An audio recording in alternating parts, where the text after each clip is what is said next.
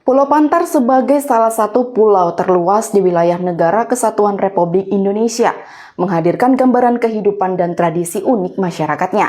Terletak di Kabupaten Alor, Provinsi Nusa Tenggara Timur, Pulau Pantar memiliki 5 wilayah administratif, menciptakan kekayaan budaya dan warisan lokal yang menarik. Alor Pantar itulah nama salah satu pulau terluas di wilayah Negara Kesatuan Republik Indonesia. Mungkin sebagian besar orang Indonesia belum pernah mendengar nama pulau ini. Pulau Pantar merupakan bagian dari Kabupaten Alor, Provinsi NTT. Secara administrasi, Pantar terbagi dalam 5 wilayah, yaitu Kecamatan Pantar, Kecamatan Pantar Timur, Kecamatan Pantar Tengah, Kecamatan Pantar Barat, dan Kecamatan Pantar Barat Laut. Orang Pantar memiliki banyak tradisi yang diwariskan turun-temurun sejak dahulu kala. Kami akan menceritakan secara lengkap tentang keindahan pulau ini.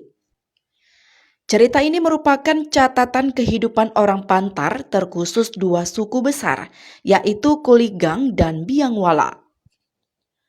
2 suku besar ini adalah masyarakat Kristen di Pantar Tengah atau Biangwala dan masyarakat Kristen di Pantar Barat dan Pantar Barat Laut Kuligang.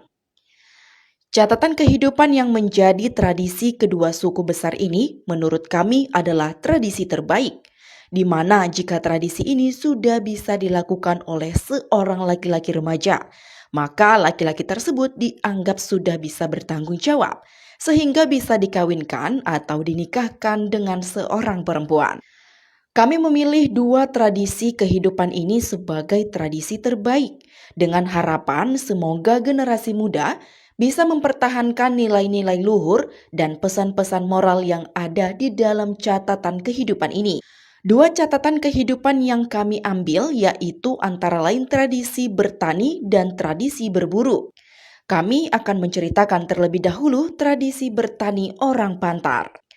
Orang Pantar bertani di ladang atau kebun. Orang Pantar menanam padi di kebun, bukan di sawah. Petani Pantar hanya mengandalkan hujan sehingga padi hanya ditanam 1 tahun 1 kali, yaitu pada musim hujan bulan November sampai dengan pertengahan bulan Desember. Orang Pantar mempersiapkan ladang atau kebun dikerjakan secara beramai-ramai, saling membantu dengan sistem yang mereka sebut sambung kaki atau dalam bahasa lama disebut tautagalu.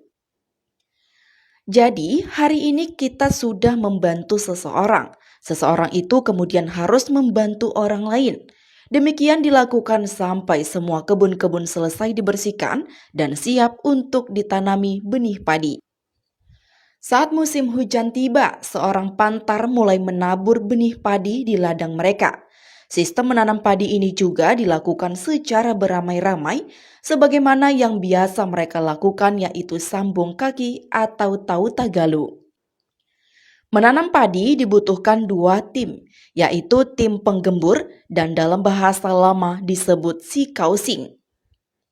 Sikausing dilakukan oleh laki-laki dan tim penabur bibit yaitu terdiri dari laki-laki dan perempuan.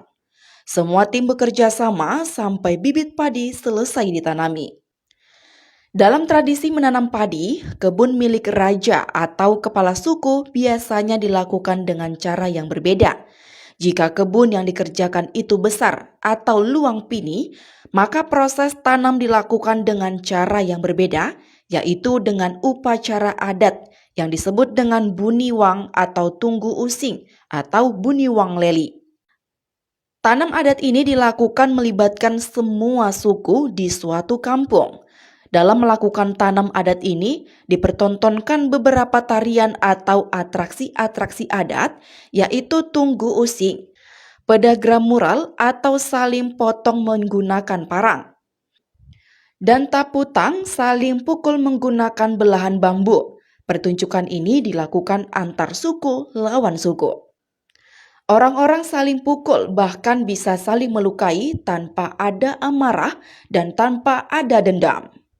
Atraksi ini biasanya dilakukan oleh orang-orang terpilih atau profesional dalam masing-masing suku.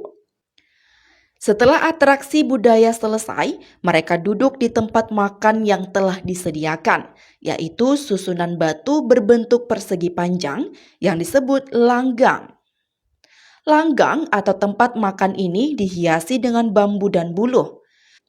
Bambu dan buluh yang ditanam mengelilingi langgang atau tempat makan itu seperti umbul-umbul yang disebut seri-seri. Masing-masing orang duduk ditempatkan makan atau langgang berdasarkan kasta dalam suku. Bagian paling ujung barat sebagai kepala meja ditempati oleh raja atau kepala suku. Semua makanan dan minuman dihidangkan di atas tanah. Untuk menyelesaikan makanan, tidak boleh ada orang yang menghabiskan makan sebelum ada perintah dari kepala suku. Sebanyak apapun dan secepat apapun makanan yang kita makan, harus disisakan 1 sendok sambil menunggu perintah kepala suku. Jika sudah ada perintah ini, wenang marung, pikai sanggai, atau artinya orang tua dong kita sendok sudah. Barulah orang boleh menghabiskan makanan di piring masing-masing. Setelah semua prosesi adat di kebun selesai, warga kemudian melakukan leli sambil berjalan menuju